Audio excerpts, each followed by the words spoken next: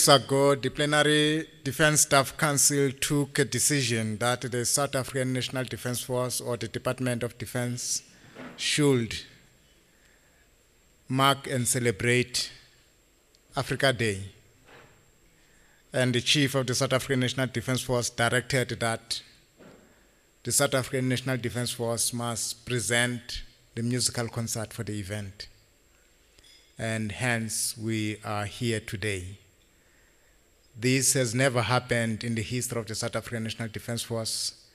It is the first time that we are having such an event, and therefore it is indeed a great honor and a privilege for me to preside over this event tonight. I will invite Secretary for Defense, Dr. Sam Gulube, to deliver the keynote address, and thereafter the bands will start entertaining us. I think on the tables you may notice that there's a program which indicates the bands that will be playing. We will come to that at some stage, but we have a variety of bands that we find in the South African National Defense Force that will be entertaining us this evening. At this juncture, may I invite the Secretary for Defense, Dr. Sam Gulube, to address us. Secretary Sam. It is such a great honor and privilege for me to address you today on this significant day in the life of every African in our continent. Because today marks the 53 years since the birth of the Organization of African Unity in Addis Ababa, what then became known as the Africa Liberation Day. As a precursor to the African Union, the OAU laid down the foundation upon which the AU operates to face the challenges of growth and prosperity on the African continent. In celebrating this day, we acknowledge the progress that we as Africans have made while reflecting upon common challenges that we face in global environment. As we reflect on this Africa Day, we should together as a collective address the challenges of armed conflict, climate change, and poverty on our African continent.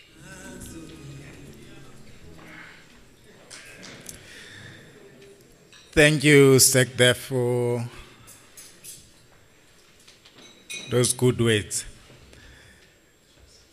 As we are celebrating Africa Day today, we are also having guidelines from the African Union headquarters that as the continent celebrates the day, there's a message that comes from the AU headquarters which we need to listen to.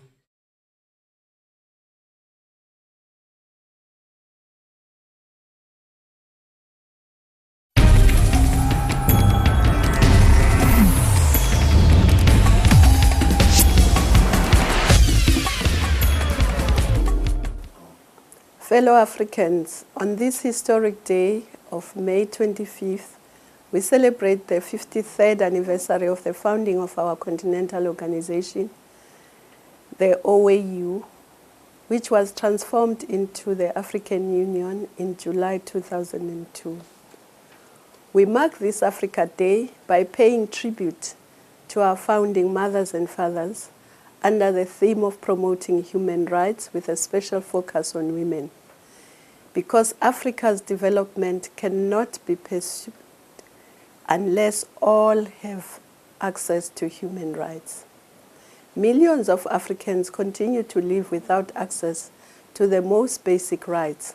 They live their daily lives without access to health, clean water, energy, education, shelter, food and nutrition, to name a few. On this Africa Day, as we celebrate, we must rededicate ourselves to working with more vigor to ensure that all Africans move a step closer to realizing these most basic rights. We do not rest until our people are freed from the bondage of poverty. We will not rest until every child has access to quality education, health, and a better quality of life. We dare not rest until Africa has a world-class infrastructure and her economy and agriculture are modernized.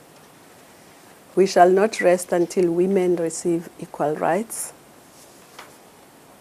We will not rest until the guns are silenced, until our continent is an integrated, prosperous and peaceful Africa, driven by its own citizens and representing a dynamic force in the global arena. We shall not rest until we've had the skills revolution, where our youth will be skilled, especially in the areas of science, technology, engineering and maths, so that they can innovate and drive the development of Africa into a prosperous and peaceful continent. I take this opportunity to congratulate all Africans in commemorating their 53rd anniversary. Asante sana. Ladies and gentlemen, I now present to you the National Ceremonial Guards Jazz Band.